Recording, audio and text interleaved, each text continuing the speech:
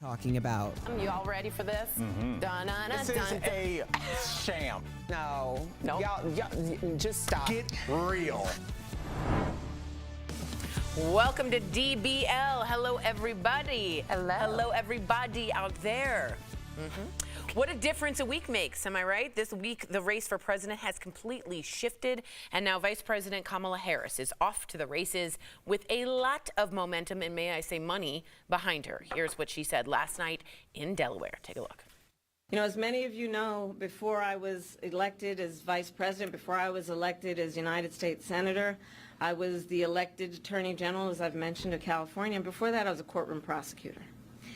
In those roles, I took on perpetrators of all kinds. Predators who abused women. Fraudsters who ripped off consumers. So hear me when I say, I know Donald Trump's type. Wow. Kamala has now secured enough delegates to win the nomination, and her campaign raised now more than $100 million just on Sunday, with some estimates saying the party has now raised over $231 million and counting since she announced. Wow. And most of that, Sam, am I right, is from smaller donors, which is very Not exciting. only smaller donors, the vast majority of these new donations are from brand new donors to the campaign. So these are people that had not been supporting the Biden-Harris ticket prior. Interesting. Talk about energy. She announced Kamala also picked up a big celebrity endorsement today. The one, the only, Daniel Ocean, George Clooney. He told CNN, quote, "We're all so excited to do whatever we can to support Vice President Harris in her historic quest. There are also reports that she's getting and vetting potential VP candidates." Now, 6 people were named, and many of these we talked about yesterday. On the left, you see Arizona Senator Mark Kelly, North Carolina Governor Roy Cooper, Pennsylvania Governor Josh Shapiro, Michigan Governor Gretchen Whitmer, as well as the governors of Illinois and Minnesota. They don't get any names. Even with this dream start, Kamala has a long road ahead of her if she wants to beat former President Trump and his running mate J.D. Vance. In fact, here's what Vance himself said about her at his first solo rally. Take a look. If you want to lead this country, you should feel grateful for it. You should feel a sense of gratitude. And I never hear that gratitude come through when I listen to Kamala Harris. So that's the talking point, the great gratitude. Okay, so what do we think of Kamala's momentum? Does she have what it takes? Samantha, you have more info. Yes, really quickly, I do want to talk about this new poll because this gives us some insight on her momentum. So a new Quinnipiac poll conducted one day after Biden's exit, it shows still a dead heat, but there is some momentum. So prior, it was all in the margin of error, I should say, but prior it was Trump at 49, Biden at 45, also still considered a dead heat.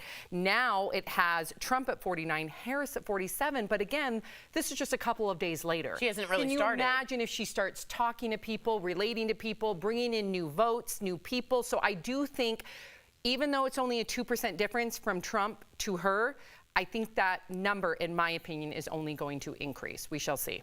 I am just so overjoyed that something has happened within the Democratic Party that finally puts the party on an offense versus defense. I don't know what game we're playing, because this is a total offense when it comes to the Democrats right now. The Republicans have no idea what to expect, and everything they thought that they were going to expect for an entire week during the Republican National Convention were going in with their base talking about no longer is true. J.D. Vance coming out and saying that Kamala Harris should be grateful. Women, how many times have you worked your butt off to get somewhere, worked twice as hard for half as much, and then you get there and someone says, I don't see the gratitude? People of color, how many times has that happened?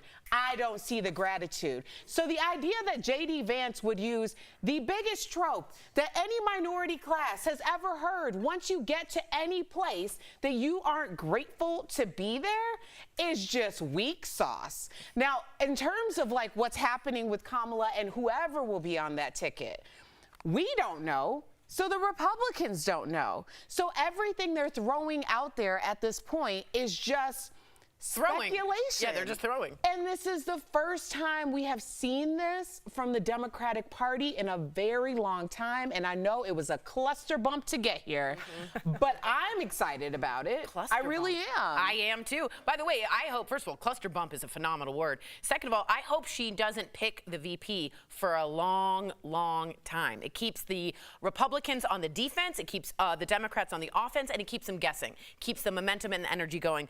What do you think about her chances versus Trump? Speaking of the odd man out over here, I wish I was still in Mexico.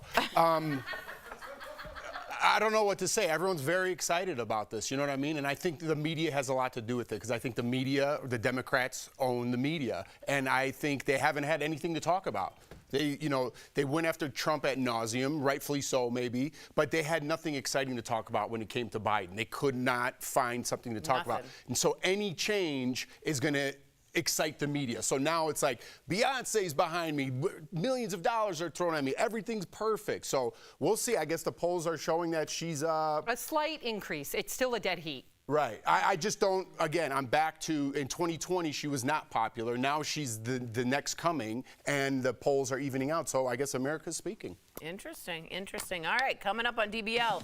Oh, yes, the director of the Secret Service resigns more than a week after former President Trump's assassination attempt.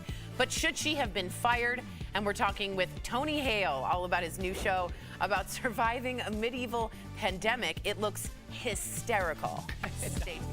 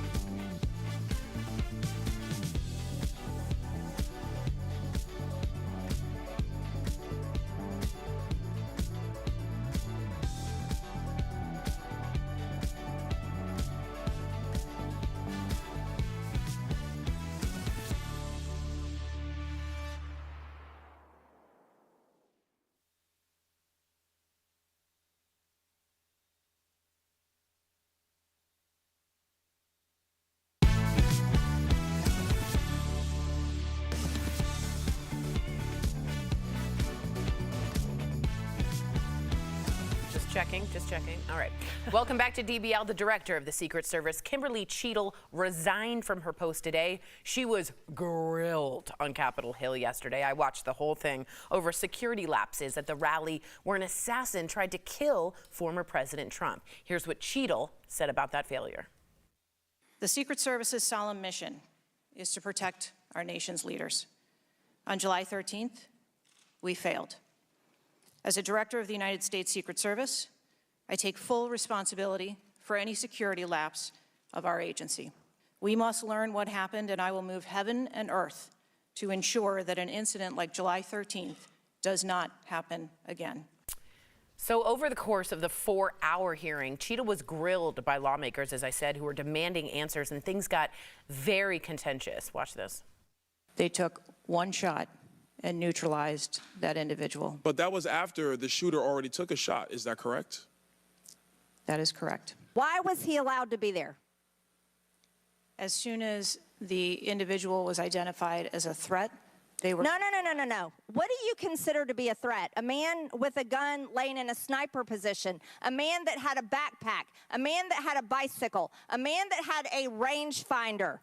At what point is he determined a threat? Okay, would you say leaking your opening statement to Punchbowl News, Politico's Playbook, and Washington Post several hours before you sent it to this committee as being political, yes or no? I have no idea how my statement got out. Well, that's... That's Nancy Mace, who I thought Trump, by the way, would pick for VP. Cheadle was criticized for not answering questions directly and for not giving non-answers. Do you think her evasiveness sealed her fate? I do want to read something also. She wouldn't even say, I'm not sure of the date that I got the letter asking me to be here. And finally, Representative Lisa McClain said, Republican of Michigan, what are you sure of? Are you sure of the color of your hair? Are you sure of the color of your suit?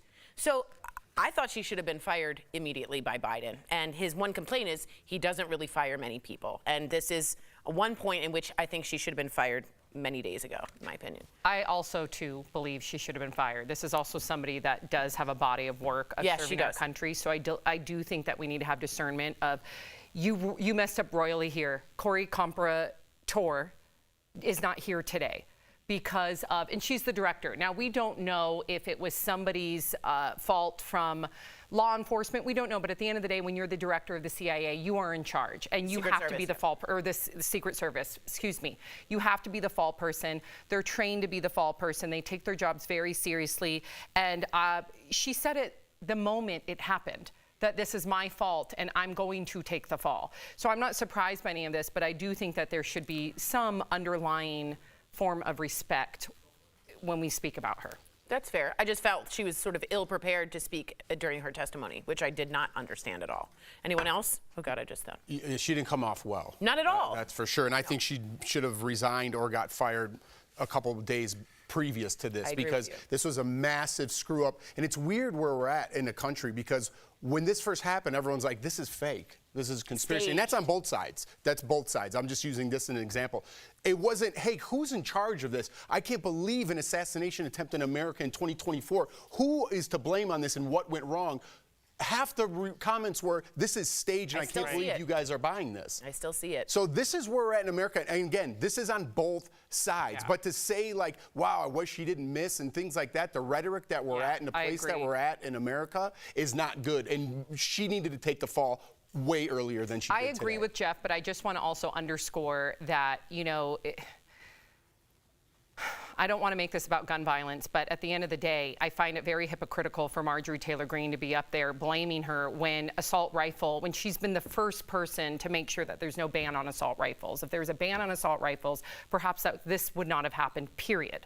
So I think that there's many layers to this, and it's not just one person. It's a failure entirely by this country and our lack of gun reform as well. And we still don't have answers. No, we do not. We don't. Where's the gun? Where's the shell casings? Where's the drone? Allegedly, it is They can't get into his phone? That's right. That's right. So okay, I'm speaking up here right now, and I said phone, and I'm going to get an ad for an iPhone. They can't get into his phone. They're in my phone. Amen.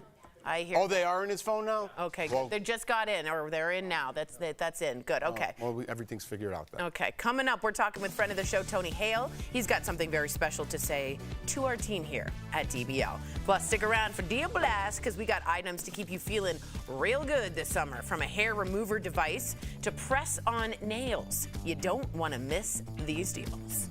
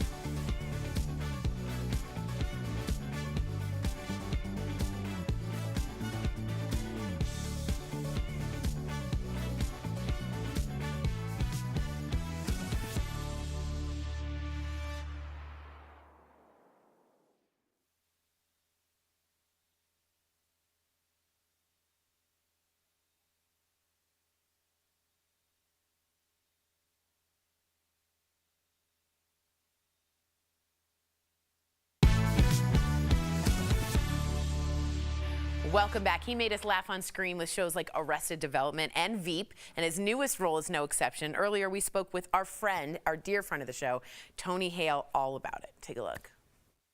Please welcome back to DBL, friend of the show, Tony Hale. Hey! Hey, guys. Good to see you. man? Tony, always good to see How are you. you? We're doing good. But let's jump right in. Your new show, Decameron, is about a group of 14th century nobles who quarantined from the Black Plague in a castle. So while filming this show, did it ever feel a little too similar to your COVID experience? It's almost like I blocked it out. Kathleen Jordan, who created the show, she wrote the show during the pandemic as kind of a way to kind of process all the fear and uncertainty we were experiencing and made it into a dark comedy. And it is, it's really such a fun watch. And if you think of like Downton Abbey, I'm kind of like the Carson. I'm the head of the downstairs. So I'm trying to make Ooh, this which I don't looks do well. juicy. We just got to see a little teaser, and looks good to me. I love it. I don't know what's happening over here, Tony, but I don't like it. I'm bothered. Well, typically I play quirky sidekick, so it's a little bit of a departure. Okay, now the cast of the Decameron, am I saying that right? Yeah. Okay, I was so worried all morning that I'm saying that wrong. Okay. Actually lived together in Rome for 6 months. Tell us how that went, because after a while you might be like, can you go stand over there? Right. No, it was, the Italians are very honest people. They're very blunt. I had this one guy who was on the wardrobe department because I wear this kind of, medieval costume and I have a belt. I am middle-aged. And I remember asking the wardrobe designer, I said, hey, can you tighten this belt? And he goes, no, you have an odd shape. And I'm like, I'm sorry? So just those was one of many lovely things that came out of that house. By the end of the 6 months, did you fill out that belt from eating all that pasta and great food over there? Dude. Yeah. It was madness. We'd also love to talk to you about Inside Out too. It's so good. Because you voiced fear in this movie, which is about the emotions of a teenage girl. And I wonder, when you were a kid, what were your biggest fears? Oh my God! Now we're getting into our trauma, guys. This is fun. What were my biggest fears? I've always kind of been terrified of heights. I had asthma as a kid, and I was always, I don't know, this is getting into things, but it's like being on an elevator freaked me out because I thought if I have an asthma attack, I can't get out. Aww. But this is what's kind of beautiful what's so beautiful about this movie is I always tried to cut away my fear. I always tried to cut away my anxiety, rather than kind of inviting them to the table and embracing them and having a little more compassion on them. And that's what made the difference, and that's what this movie talks about. That is exactly how I'm studying Buddhism. You're supposed to actually invite the anxiety in. You embrace it. And say hello to it. Oh. Yeah. Oh. Sorry. Oh, I was doing a play 3 years ago. And every night I thought, oh, well, tonight's night I have a panic attack. Like I was kind of freaking out. And this therapist said, hey, anytime you kind of feel that feeling or hear that voice, whatever, just turn to it and say, hey, I appreciate you being here. I know you're trying to help. I'm going to go do the show and I'll be right back. Wow. Mm-hmm. And it kind of took away the sting of the fear and more like it was really just trying to help. That's all it was kind of trying to do. Right. Those are beautiful words and so true. So Tony, we've always loved having you on our show, and we want to personally thank you for being on this one for the last time. We've been Sunset, the company's calling it, and our last show is on September 6th. And we just want to thank you for always making us laugh. We're going to miss our chats with you. I really, really appreciate your guys' authenticity and your honesty, and you're just very kind, and I think that's a real gift you guys have given, big time. Tony, thank you so much. We appreciate it. Thank you. That means a lot. Thank you, Tony. Great to see you. DBL Nation, be sure to watch the Decameron out July 25th on Netflix. It looks so good. Thank you again, Tony, and for those kind words as well. We'll be right back. Please, God bless you guys. Thank you. You're the best. You.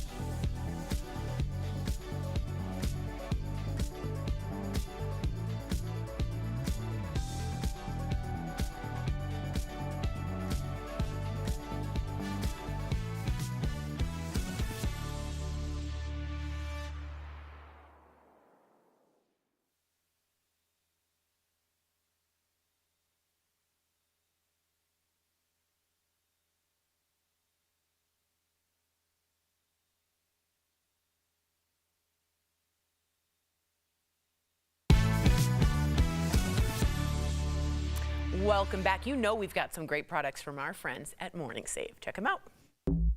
Steph, what do you have for us today? Hey Tori, hello DBL Nation.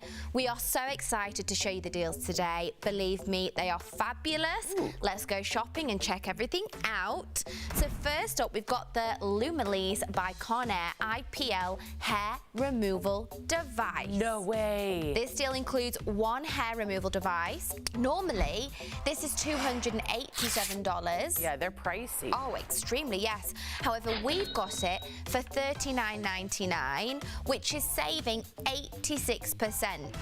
Up next, look at this. We've got the August and Leo Cashmere Light Grow and Eye Mask travel set. Ooh, I'd be so stylish. Oh, so stylish. This deal includes one throw, one eye mask, and it also comes with this carrier strap. So normally this is $50. I don't love that. We've got it for $19.99. I love that. That's saving 60%. I love the eye mask, and then the hidden pocket. You can put anything, you know, that you don't want to be seen in there. That's right. I love that. Stick my glasses because I'll be blind. That's beautiful. There you go, Tori. Very so smart. Convenient, right? And then up next, we've got the Hugo Log Smart Touch Deadbolt Lock and Wi-Fi Gateway.